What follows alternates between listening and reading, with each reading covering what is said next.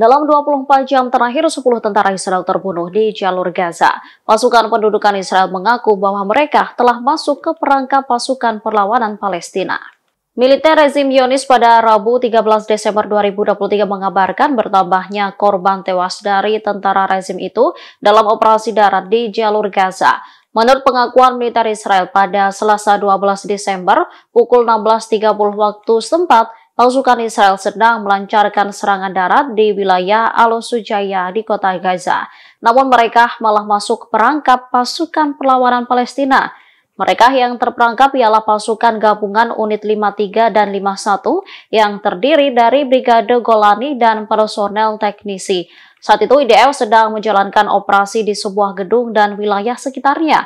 Akan tetapi mereka tiba-tiba menjadi target penembakan hebat serta ledakan. Militer Israel mengakui sampai sekarang tidak tahu apakah ledakan-ledakan tersebut berasal dari bom-bom yang ditinggalkan di lokasi atau dari lemparan granat. Menurut pengakuan angkatan bersenjata rezim Zionis, Hamas menyerang dari gedung-gedung bertingkat. Dalam laporan militer Israel, perangkap itu menewaskan sedikitnya 10 tentara Israel dan melukai 6 lainnya.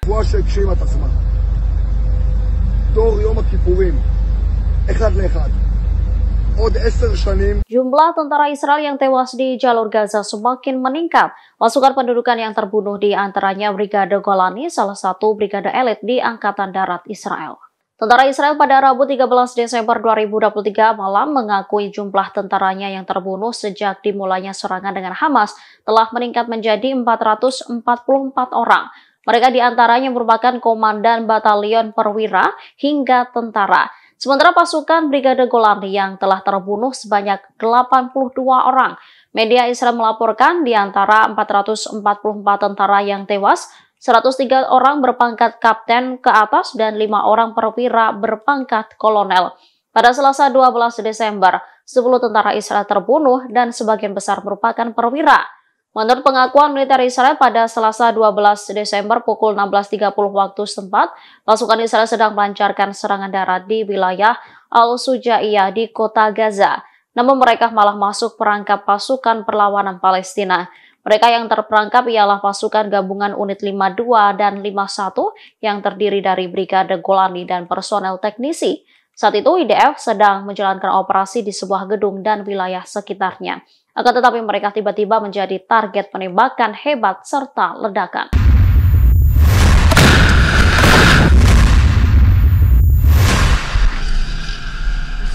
Faksi-faksi perlawanan Palestina di jalur Gaza melakukan penyergapan terhadap musuh Israel di daerah-daerah di mana pendudukan bergerak maju di pinggiran kota.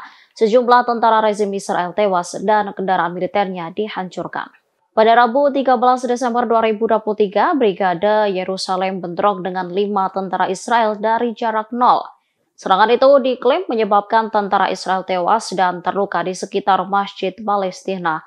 Pasukan gabungan yang terdiri dari Brigade Al-Qassam dan Brigade Al-Quds juga menyergap tentara pendudukan Israel di jalur Gaza. Pasukan gabungan menjebak 15 tentara Israel dan menyerang secara tepat di daerah Al-Mughraho. Perlawanan juga menargetkan 2 kendaraan militer tentara pendudukan dengan peluru tandem di Jalan Al-Gala. Sementara Brigade Al-Nasr Salah Al-Din mengumumkan bahwa para pejuangnya terlibat bentrok sengit di semua lini musuh Israel di lingkungan Al-Zaitun dan Al-Sujaya. Mereka meledakkan alat peledak di sebuah pengangkut pasukan Israel, menyebabkan korban jiwa di antara tentara musuh. Kemudian Brigade Mujahidin mengumumkan pemboman pangkalan Raim di sebelah timur jalur Gaza. Pangkalan yang menjadi markas besar divisi Gaza Israel itu dihantam dengan salvo rudal. Sedangkan untuk jalur Gaza Utara, Al-Qassam mengatakan mereka menargetkan bulldozer D9 Israel menggunakan rudal Al-Yasin 105.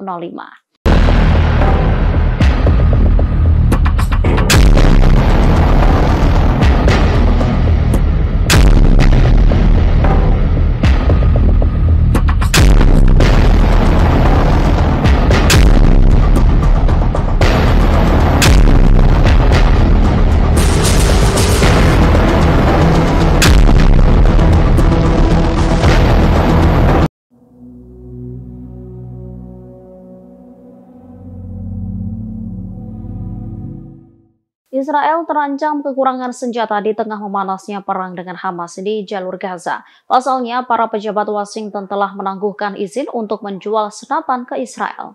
Surat kabar Amerika Serikat pada Rabu 13 Desember 2023 melaporkan bahwa pemerintahan Presiden Amerika Serikat Joe Biden kembali menangguhkan izin untuk menjual lebih dari 20.000 senapan buatan Amerika ke Israel. Para pejabat Amerika mengatakan bahwa perintah penangguhan itu datang karena kekhawatiran akan serangan pemukim terhadap warga Palestina di tepi barat. Dikutip dari Al-Mayadeen, AS ingin memastikan bahwa senjata tersebut tidak akan sampai ke pemukim di tepi barat. Situs tersebut juga melanjutkan bahwa pemerintah Amerika merasa prihatin setelah bocornya dokumen dari Panglima Komando Pusat Angkatan Darat Israel. Dalam surat itu, Menteri Sayap Kanan Israel, Itamar Ben-Gvir, memerintahkan polisi untuk tidak menangkap pemukim yang menyerang warga Palestina di tepi barat. Menyikapi hal itu, Departemen Luar Negeri Amerika menjatuhkan sanksi terhadap pemukim yang terlibat serangan terhadap warga Palestina, kemudian mencegah mereka bepergian ke Amerika Serikat. Diketahui, Washington meminta tentara pendudukan membatasi korban sipil, sekaligus mendukung penghentian pertempuran secara kemanusiaan meskipun terdapat dukungan militer tak terbatas yang diberikan kepada Israel. Namun usulan tersebut membuat perpecahan di antara pejabat Amerika Serikat yang pro kontra dengan langkah Israel.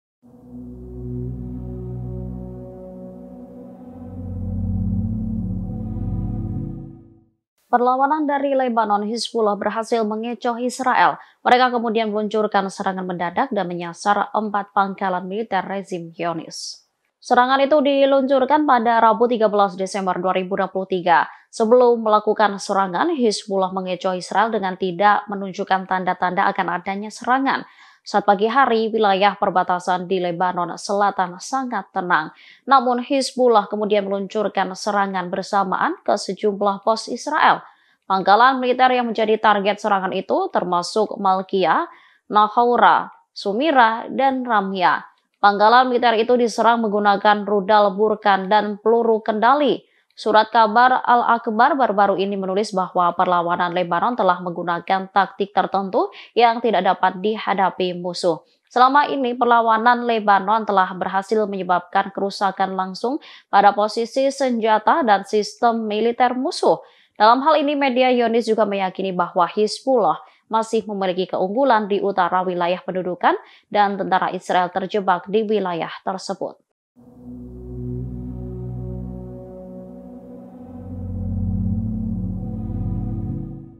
Tewasnya sejumlah brigade Golani di lingkungan Sujaya menjadi pukulan pasukan pendudukan Israel. Perdana Menteri Israel Benjamin Netanyahu dan komandan militer mengakui apa yang terjadi di Sujaya adalah hal yang tersulit.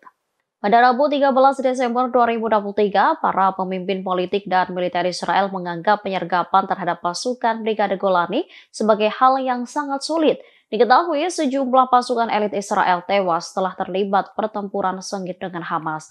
PM menyebut pasukan militer berada dalam kesulitan. Namun ia mengklaim para pemimpin saat ini berada di garis depan dan telah melakukan perang dengan cara yang tepat. Saat ini pertempuran sengit di jalur Gaza masih sangat terjadi. Sebelumnya, tentara Israel mengumumkan pembunuhan 10 perwira dan tentaranya di jalur Gaza. Para prajurit tersebut tergabung dalam Brigade Golani yang dianggap sebagai salah satu brigade infanteri elit di tentara Israel. Saat ini jumlah korban tewas tentara Israel sejak awal perang pada 7 Oktober meningkat menjadi 444 tentara, termasuk 115 tentara yang tewas sejak operasi darat di jalur Gaza pada akhir bulan itu.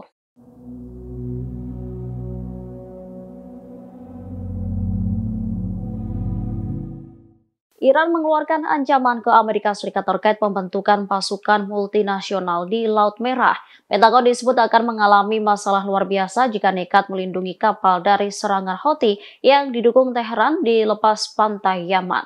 Pekan lalu, Gedung Putih mengatakan bahwa Amerika Serikat mungkin membentuk satuan tugas Angkatan Laut.